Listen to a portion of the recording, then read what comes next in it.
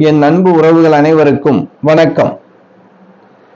இந்த வீடியோ பதிவில் நம்ம பார்க்க இருக்கிறது, திருமண வாழ்க்கைக்கு பிறகு ஒரு மனிதனுடைய வாழ்க்கை எந்த அளவுக்கு மாறும், அது மகிழ்ச்சியாகவா இல்ல மன கஷ்டமாகவா, ஜாதகம் பார்க்கிறமே எந்த அளவுக்கு ஜாதகம் இந்த திருமண பொருத்தத்துக்கு சப்போர்ட் பண்ணும், இல்ல ஜாதகம் பார்க்காம திருமணம் செஞ்சால் அவங்க வாழ்க்கை சிறப்பா இருக்குமா, இல்ல ஜாதகம் பார்த்துதான் திருமணம் முடிக்கணுமா அப்படிங்கிற மிகப்பெரிய கேள்வி எல்லோருக்கும் இருக்குதுங்க. இந்த வீடியோ பதிவிடுற காரணமே என்ன அப்படின்னா, உங்களுடைய ஜாதகத்துல நான் சொல்லக்கூடிய கிரக நிலை இருந்துச்சு அப்படின்னா தயவு செஞ்சு அதற்கான ஒரு பரிகாரத்தை நீங்க பண்ணிருங்க. எளிமையான பரிகாரமா தான் இருக்கும். ஏன்னா நம்ம வாழ்க்கை ஒரு மிகப்பெரிய ஒரு போராட்டத்தோடு ஒரு சந்தோஷத்தை காணக்கூடியதான் வாழ்க்கை. மனிதனுடைய வாழ்க்கை எல்லாமே போராட்டம் இருக்கு. அதுவும் இந்த திருமண வாழ்க்கையில வர போராட்டம் இருக்கு பாருங்க, அது ஒவ்வொரு மனிதனையும் இழப்புக்கு கூட காரணமாக ஆக்கிவிடுது. நம்ம பார்க்கத்தானே செய்யறோம், மீடியா டிவிகள்லாம் திருமண வரதட்சணை கொடுமை பிரச்சனை என்னென்னமோ நடக்குதுங்க. ரொம்ப பார்க்கறதுக்கே நமக்கு அதை பத்தி பார்த்தாலே மன கஷ்டம் வந்துடுது. சரி, இதெல்லாம் இல்லாம நம்ம ஜாதகம் பார்க்குற பழக்கம் இருக்கு. இந்த வீடியோ ஜாதகம் பார்க்குறவங்களுக்கு பயனுள்ள வீடியோவாக இருக்கும். ஏன்னா நமக்கு எத்தனையோ பேர் வர்றாங்க, ஜாதகம் பார்க்கறாங்க திருமண பொருத்தத்துக்காக. 10 முறை 20 முறை வந்தா கூட 21வது முறை வரும்போது அந்த ஜாதகம் நல்லா இருந்தா மட்டும்தான் சேர்க்கலாம் அப்படின்னு சொல்லப்படுறோம். அப்படி சேர்க்கக்கூடிய ஜாதகங்கள் அவங்க வாழ்க்கையில குழந்தை குட்டியோட சந்தோஷமா இருக்கக்கூடிய நிகழ்வை நம்ம பார்க்கிறோம். இதுதான் சீதாராம ஜோதிடம் வாயிலாக நம்ம அன்பு உறவுகள் இதுவரைக்கும் சந்திச்சுட்டு இருக்காங்க. இன்னமும் இது போல நல்ல நல்ல விஷயங்கள் அவங்களுக்கு திருமணத்துல தடை பிரச்சனை குறைகள் இல்லாம இருக்கணும் அப்படின்னா கிரக நிலைகள் நமக்கு ரொம்ப ரொம்ப முக்கியம். அதை நம்ம ஒவ்வொன்றா நம்ம பார்க்க இருக்கோம். ஏன்னா இப்ப நீங்க திருமணம் ஆயிருச்சு, நான் பார்க்கல, உங்களுக்கு இந்த பிரச்சனை இருக்கு அப்படின்னா உங்க கட்டத்தை தூக்கி அந்த ஜாதகத்தை தூக்கி பாருங்க. 2 ஜாதகத்துல இந்த கிரக நிலை இருக்கான்னு பாருங்க, கண்டிப்பா இருக்கும். நான் சொல்ற விஷயம் அப்படி இருந்தால் அதற்கு வழிமுறை இருக்கு. அதையும் நான் அப்படியே இந்த வீடியோல லைனா சொல்றேன்.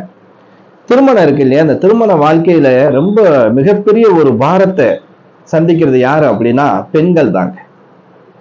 ஏன்னா ஒரு குழந்தையா இருக்கும்போது, பெண் ஒரு குழந்தையா இருக்கும்போது அந்த குடும்பத்தில் இருக்கக்கூடிய அம்மா அப்பா தான் நமக்கு கடைசி வரைக்கும்.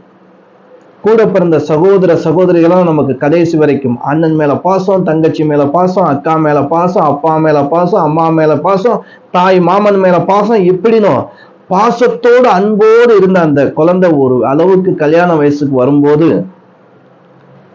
பெற்றவங்க கல்யாணம் பண்ணி தானே கொடுக்கணும், நம்மளுடைய கடமை இல்லையா? அப்படிங்கிறதுனால என்ன செய்யறோம், ஒரு வரனை தேட ஆரம்பிக்கிறோம். இந்த வரனை தேட ஆரம்பிக்கும் போது அந்த பெண் மனசுல முதல்ல ஒரு பயம் வரும். அங்கே என்னுடைய வாழ்க்கை எப்படி இருக்கும், நான் இதுவரைக்கும் சந்தோஷமா அம்மா அப்பாவோட, அண்ணன் தம்பியோட, அக்கா தங்கச்சியோட, மாமாவோட இருந்தனே, இந்த சந்தோஷம் அங்க இருக்குமா அப்படின்னு அந்த பொண்ணு மனசுல ஒரு ஏக்கம் வருங்க. அதான் அந்த கல்யாணம் முடிச்சு கொடுத்தோம்னா கண்ணீர் தானா பல பல பலன்னு வரும். ரொம்ப அதை பார்க்கறதுக்கு மனசு வேணும் பெற்றவங்களுக்கு, சகோதரர்களுக்கு. அப்படி அந்த இடத்துக்கு போகும்போது ஒரு வரன் அந்த பெண்ணை பிடிச்சு இன்னொரு இடத்துக்கு கூட்டிட்டு போறாங்க. மறு வீடு, அதாவது புகுந்த வீடு அப்படின்னு சொல்லக்கூடியது. பிறந்த வீட்டுல இருந்து புகுந்த வீடுன்னு பெண்ணுக்கு உண்டு, அங்க போய்தான் ஆகணும். அப்படி அங்க போகும்போது இந்த தாய் தந்தை கொடுத்த சந்தோஷத்தையும் அவங்க கொடுத்த அந்த அன்பையும் அந்த பொண்ணுக்கு அப்படி கிடைக்கிற பொண்ணுங்க 100ல ஒரு 10% இருக்கலாம். 90% பேர் வாழ்க்கையை யுத்தமா வாழ்ந்துகிட்டு பிரச்சனையை தாய் தந்தைக்கும் சொல்ல முடியாம அவங்க கஷ்டப்படுவாங்களே, நம்ம அண்ணன் கஷ்டப்படுவாங்களே, நம்ம பிரச்சனை நம்மளோட இருக்கட்டும் அப்படின்னு எத்தனை பேர் இன்ன வரைக்கும் இந்த வாழ்க்கைய ஒரு சந்தோஷம் இல்லாம ஒரு கஷ்டத்தோடு ஒரு கசப்போடு வாழக்கூடியவங்களும் நம்ம கிட்ட ரொம்ப பேர் ஜாதகம் பார்த்திருக்காங்க. அப்படி பார்க்கும்போது அவங்களுக்குள்ள யுத்தத்துக்கு நம்ம பரிகாரம் சொல்லி இன்னைக்கு ஓரளவுக்கு சந்தோஷமா இருக்குன்னு சாமின்னு சொல்லும் போது அதை கேட்கும் போது நமக்கு எவ்வளவு சந்தோஷமா இருக்கும். ஆண்டவன் கொடுத்த மிகப்பெரிய வரப்பிரசாதம் ஜோதிடம். அதை நமக்கு கொடுத்து 4 பேருக்கு பலன் சொல்ல சொன்னாங்க பாருங்க. அந்த பிரபஞ்ச சக்தியுடைய ஆற்றல் நமக்கு கிடைச்சிருக்கு இல்லையா, இதை நல்ல முறையில பயன்படுத்தணும் இல்லையா? அப்படித்தான் இந்த சீதாராம ஜோதிடம் வாயிலாக நம்ம கிட்ட வர்றவங்களுக்கு நல்ல முறையில தெளிவான விளக்கத்தோடு பரிகாரத்தையும் சொல்லி அவங்கள நல்லபடியாக கிரக கோளாறுகள் இல்லாம அவங்கள தொடர்ச்சியாக நம்மளை ஃபாலோ பண்ணிக்கிட்டே இருப்பாங்க. அவங்கள இன்ன வரைக்கும் சந்தோஷமா இருக்காங்க, இனிமேலும் சந்தோஷமா தான் இருப்பாங்க. சரிங்க, இப்போ ஒரு திருமண வாழ்க்கையில நம்ம முக்கியமா பொருத்தங்களை தான் நம்ம பார்க்கிறோம். திருமண பொருத்தம் தூக்கி ஓரமா போடுங்க. 10க்கு 11 இருந்தா இல்ல பொருத்தமே இல்லாட்டாலும் பொருத்தமே இல்லாத ஜாதகம்லாம் சேர்த்து வச்சிருக்காங்க. விருப்பப்பட்டாங்க, அம்மா அப்பா சம்மதத்தோட கல்யாணம் ஆகணும்னு ஒரு ஆசை அவங்களுக்கு சொல்லிட்டாங்க. நாங்க விருப்பப்பட்டாலும் நாங்களா போக மாட்டோம், எங்க தாய் தந்தைக்கு அவப்பேறு கொடுக்க மாட்டோம், எங்க தாய் தந்தை முன்னில தான் கல்யாணம் நடக்கும் அப்படின்னு சொல்லி வரும்போது 2-3 இடத்துல ஜாதகம் பார்த்திருக்காங்க. ரச்சி பொருத்தம் இல்லை, ரச்சி பொருத்தம் எல்லாம் சேர்க்கவே கூடாது அப்படின்னு ஜோதிடத்துல இருக்கு. ஆனா இருந்தாலும் ரச்சியில எத்தனை வகை ரச்சி இருக்குங்கிறது ரொம்ப பேருக்கு தெரியாது. 6 வகை ரச்சி இருக்குங்க. ஜோதிடர்களுக்கு தெரியும், பார்க்கக்கூடிய மக்களுக்கு தெரியாது இல்லையா? 6 வகை ரச்சி இருக்கு. இந்த 6 வகை ரச்சியில எது ரொம்ப கொடுமையானது, எது சமாளிக்க கூடியதுன்னு பார்த்துட்டு அதற்கான பரிகாரத்தை சொல்லி நம்ம ரொம்ப பேருக்கு திருமணம் முடிச்சு வச்சிருக்கோம். இப்படி விருப்பப்பட்டு வந்தவங்களுக்கும் நம்ம பார்த்து இதுக்கான வழிமுறை சொல்லி இன்னைக்கு குழந்தை குட்டியோட சந்தோஷமா இருக்காங்க. அது ஒரு மிகப்பெரிய நமக்கு ஒரு சந்தோஷம். அவங்க சொல்லி நமக்கு ரொம்ப பேர் வராங்கன்னா அது மிகப்பெரிய சந்தோஷம் தானே. சரிங்க, இப்போ நீங்க திருமணத்துக்காக வரன் பாக்குறீங்க. ஆணுடைய ஜாதகமா இருக்கலாம், பெண்ணுடைய ஜாதகமாக இருக்கலாம். அப்படி நீங்க பார்க்கும்போது முதல்ல கட்டங்கள் பாருங்க. நான் இப்போ இந்த வீடியோல காட்டுவேன். அந்த கட்டங்கள் உங்களுடைய ஜாதகத்திலேயோ இல்ல வரன் பார்க்கும் போது பெண்ணுடைய ஜாதகத்திலேயோ ஆணுடைய ஜாதகத்திலேயோ அந்த மாதிரி கிரக சேர்க்கை இருந்தால் அதற்கு சரியான பரிகாரம் செய்யலாம். வேணாம் சொல்லக்கூடாது, அதுக்கு பரிகாரம் இருக்கு.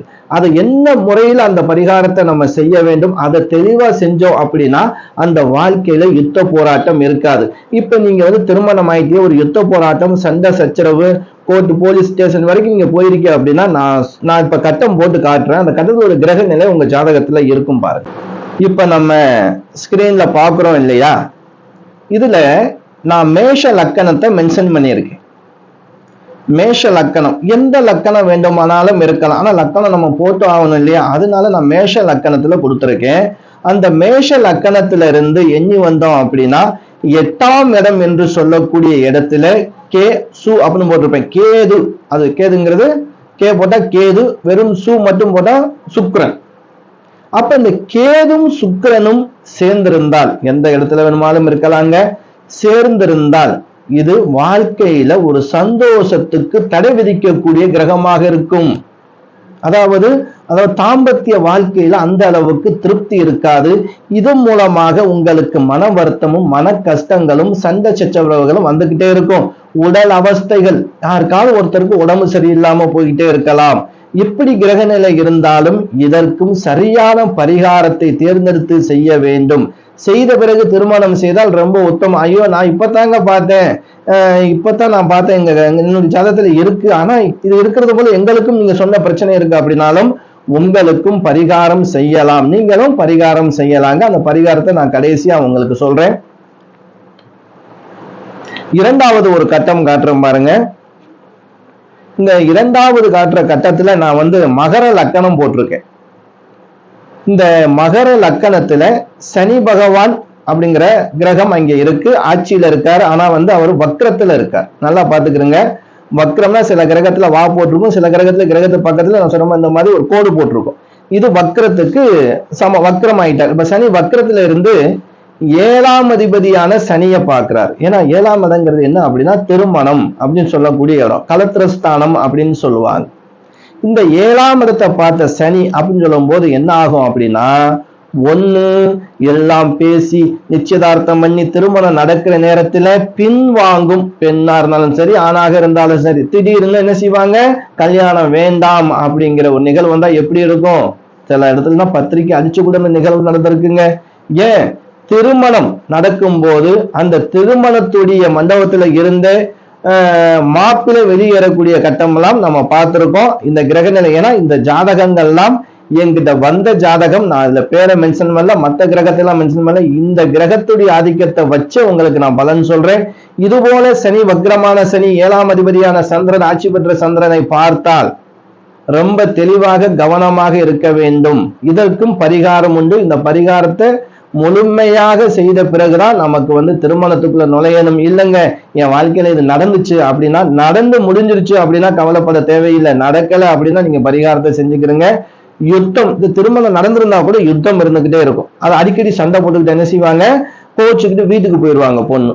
மாப்பிள்ளை கோச்சுட்டு அடிச்சுடுவாரு பொண்ணு. இது மாதிரி ஏதாவது மன ரீதியான அழுத்தம் வரும். இதால என்ன செய்யும், தவறான முடிவுகள் எடுக்க நேரிடும். சிலவங்க எல்லாம் தற்கொலை முடிவு எடுக்கிறாங்க இல்லையா, இதுதான் இங்க காரணம். சனி வக்கரச்சனி சந்திரனை பார்த்து மன குழப்பத்தால கொஞ்ச நேரம் யோசிக்காம தவறான முடிவு எடுக்கிறது. இதுலயும் நீங்க தெளிவாக இருக்க வேண்டும். மூன்றாவதாக ஒரு கட்டம் பார்க்கிறோம் இல்லையா. இந்த கட்டத்துல நம்ம விருச்சக லக்கணத்தை கொடுத்திருக்கோம். விருச்சக லக்கணத்துல ஏன்னா விருச்சக ராசியில சந்திரன் இருந்தாருன்னா நீச்சம் ஆயிடுவார். இங்க நீச்சம் ஆயிட்டார். அப்ப நீச்சமான லக்கணம், லக்னாதிபதியும் நீச்சம். செவ்வாய் எங்க இருக்காரு, கடகத்துல நீச்சம் ஆயிட்டார். அப்படியே சனியை பாருங்க, மீன ராசியில சனி யாரை பாக்குறாரு, இந்த லக்கணத்துக்கு 7ஆம் அதிபதி யாரு, சுக்கிரன். சுக்கிரன் ஏற்கனவே இங்க நீச்சம். அப்போ சனி சுக்கிரனை பார்க்கிறார். இங்க லக்னாதிபதி பலம் இல்லாம லக்கணத்திலேயே ஒரு கிரகம் நீச்சமாகி, அதாவது 7ஆம் அதிபதியை சனி பார்க்கிறாரு, 7ஆம் அதிபதி நீச்சம். இந்த வாழ்க்கை எப்படி இருக்கும் தெரியுமா, மிகப்பெரிய யுத்தங்க, கோர்ட்டு கேஸ், பிரச்சனை, தீராத அவமானம், அசிங்கம், இதெல்லாம் இந்த ஜாதகம் இப்படி கிரக நிலைகள் கொடுக்கும். அப்ப நீங்க ஜாதகம் பார்க்கும்போது பொருத்தத்தை மட்டும் பார்த்தா பத்தாது, பொருத்தமே இல்லாட்டாலும் பரவாயில்லன்னு சொல்ல, கட்ட பொருத்தம் பாருங்க. எப்பயுமே கட்ட பொருத்தம் பார்த்து நம்ம சேர்த்து வச்சோம் அப்படின்னா மிகப்பெரிய சந்தோஷமான அந்த குடும்பம் வாழுங்க, அவங்க வாழ்க்கை சந்தோஷமா இருக்குங்க. என்கிட்ட ஒருத்தவங்க வந்தாங்க ஜாதகம் பார்க்கறதுக்கு. போன வாரம் நடந்த நிகழ்வு.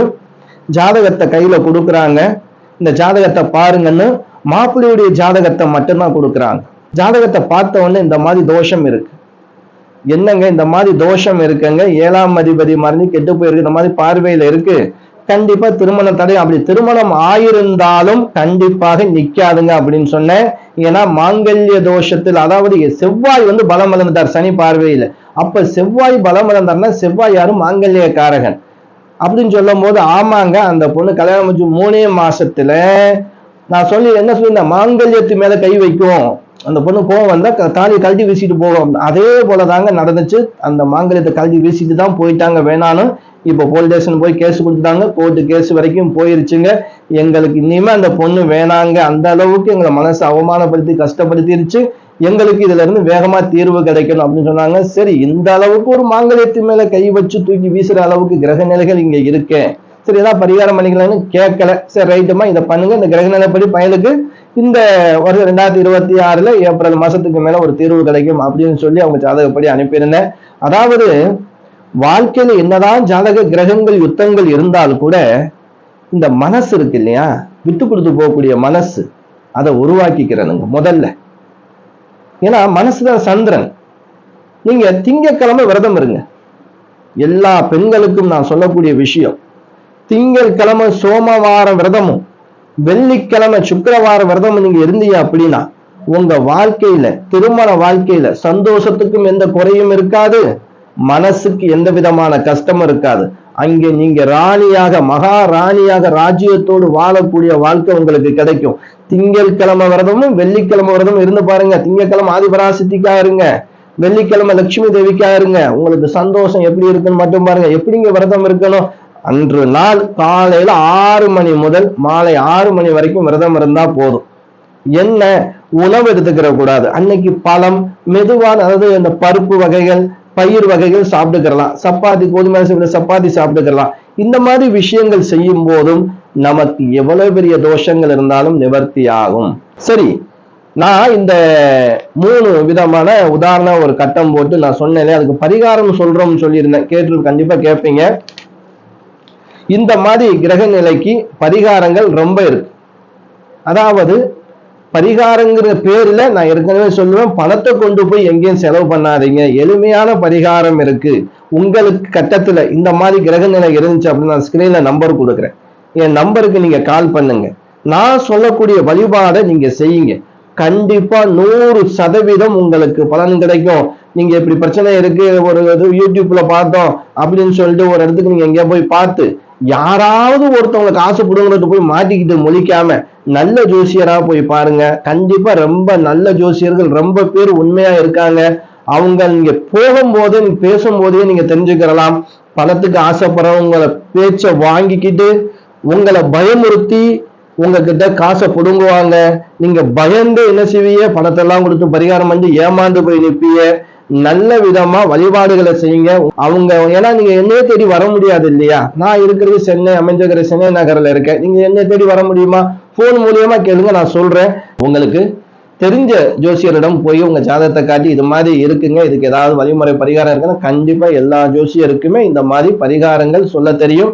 கோவில்ல பரிகாரங்கள் பண்றது இல்ல, வீட்டுல நீங்க ஹோமங்கள் ஏதாவது பண்றதா வீட்டுல ஹோமங்கள் பண்ணுங்க. அது கணபதி ஹோமம் பண்ணலாம், லட்சுமி ஹோமம் பண்ணலாம்.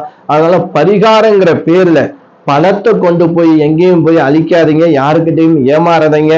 நான் 48 நாள் பூஜை பண்றேன், நான் 108 நாள் பூஜை பண்றேன், நான் ஒரு மண்டலம் பூஜை பண்ணி உங்களுக்கு சரி பண்ணி தரேன், என்னால முடியலன்னா இவரை எவனாலையும் முடியாது, இந்த பந்தா காட்டுறவங்ககிட்ட போய் நின்று ஏமாறாம நிக்கணும் என் அன்பு உறவுகளை. இதைத்தான் அடிக்கடி நான் உங்க வீடியோல சொல்லிக்கிற விரும்புறேன்.